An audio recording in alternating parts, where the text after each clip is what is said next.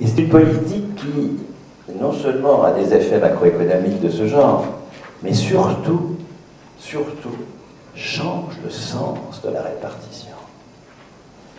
Il nous amène progressivement vers une toute autre signification.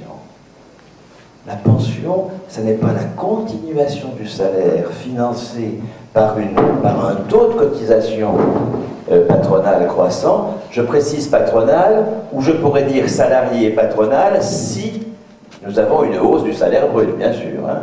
Hausse de cotisation patronale du taux de cotisation à salaire brut constant, ou hausse de cotisation salarié et patronale avec, moyennant une hausse du taux du salaire brut, de sorte que le salaire direct ne soit pas affecté par la hausse de la cotisation salariale.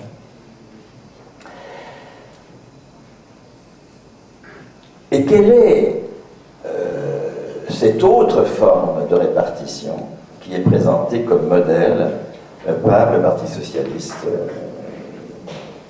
qui est le plus explicite sur cette question? C'est lui qui est le plus explicite sur cette question, la CFDT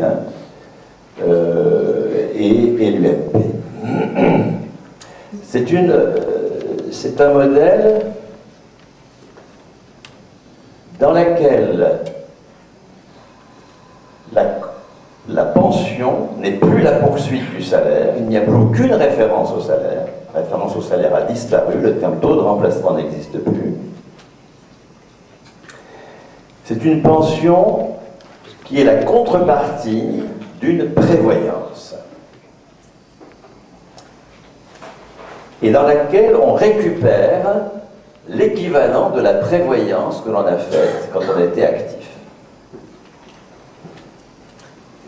Vous voyez la grande différence, hein?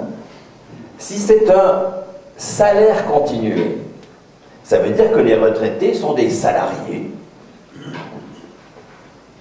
avec d'ailleurs, et c'est pour cela que nous ne leur présentons pas des condoléances, avec une espèce de miracle qui se passe quand ils prennent leur pension. Ce qui était jusqu'ici la qualification de leur poste, et qui faisait qu'ils avaient en permanence la trouille, que leur poste disparaisse, il y avait le chantage à l'emploi en permanence. Il y avait l'entretien annuel d'évaluation avec le N+1, qui disait « Oh, bah, écoute, ton employabilité, c'est pas stacké ça. Est-ce que tu es vraiment digne d'être sur ton poste de travail? Il faudrait peut-être que tu te formes. » Enfin, vous connaissez la chanson. C'est fini. Lorsqu'un salarié du privé prend sa retraite, qu'est-ce qui se passe? Ce qui était la qualification moyenne de ses postes, ce qui faisait que c'était ses postes qui étaient payés, c'est bien ça, l'emploi.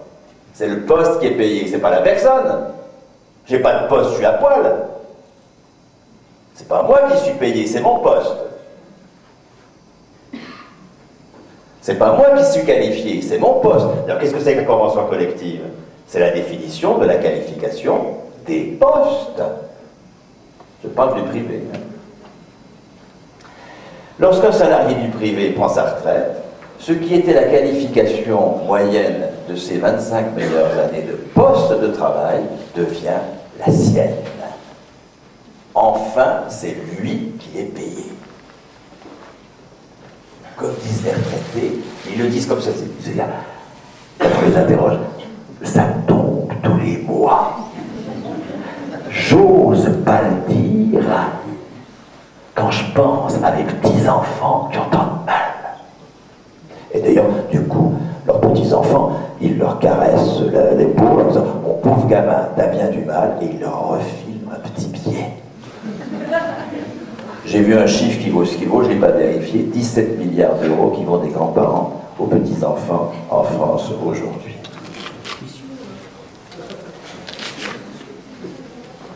Il ferait mieux de leur dire et de crier sur les toits qu'ils sont enfin payés à vie et que c'est pour ça.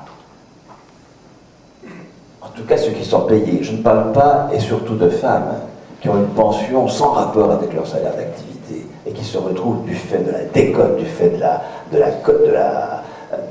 des annuités. Il faut supprimer évidemment et la décote et les annuités. Revenir aux 37 ans et demi, c'est toujours aussi absurde, ça laisse les femmes sur le carreau.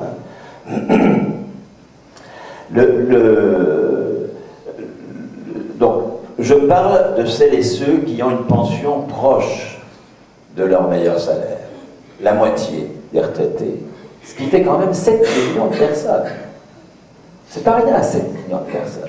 Dans 7 millions, peut-être pas 7 millions de familles parce qu'il y a des couples, mais dans plusieurs millions de familles, vous avez des gamins de 5, 6, 7, 8 ans qui voient leurs grands-parents heureux au travail. Ils le disent, on n'a jamais autant travaillé, on n'a jamais été aussi heureux de travailler. Ils vous montrent leur agenda, les bougres. Ils en achètent même. Mais oui, leur emploi du temps avait été tellement aliéné pendant toute leur activité dans l'emploi, et voilà que maintenant, il faut un agenda pour gérer son travail, son temps de travail. Ces gamins voient leurs grands-parents heureux au travail, et puis leurs parents dans l'inquiétude, dans la rage, dans l'exaspération vis-à-vis du travail. C'est très subversif, ça.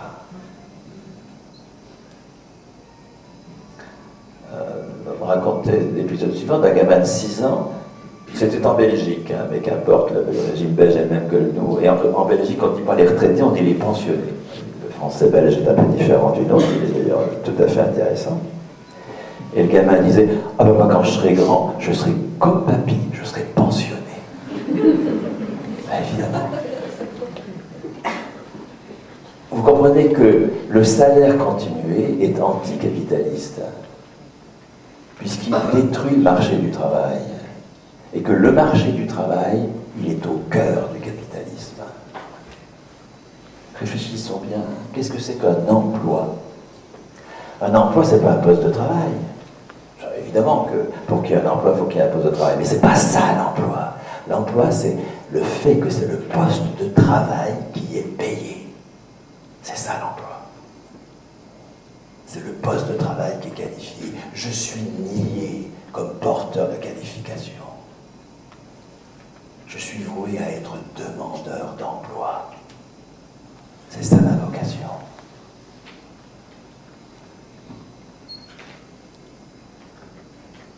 L'emploi, c'est ce qui laisse toutes les cartes aux actionnaires et aux employeurs. Toutes les cartes. Puisque c'est eux qui décident des postes. C'est eux qui décident de leur localisation. Et on ne peut rien contre une décision de délocaliser. Si, obtenir qu'un repreneur qu'on va chercher à genoux, un maire en tête, hein, de la délégation, la corde au cou, hein, qui va faire suer le bleu de travail pendant 3 ans en coulant un peu la boîte, hein, un peu plus. Et puis il y aura un deuxième repreneur qui fera encore suer un peu plus le bleu de travail en la coulant définitivement. Nous savons tous que dans 6 ans, ce sera fini. Nous ne pouvons rien sur la localisation de l'emploi, ni individuellement, ni collectivement. Nous ne pouvons rien sur le contenu de l'emploi. Nous ne pouvons rien sur qui est titulaire de l'emploi, qui en est licencié. Nous ne pouvons rien sur le nombre d'emplois.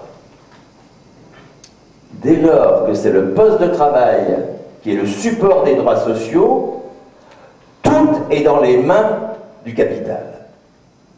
L'emploi est une institution majeure du capitalisme. Or, la retraite, ce n'est pas ce qui nous libère du travail, c'est ce qui nous libère de l'emploi.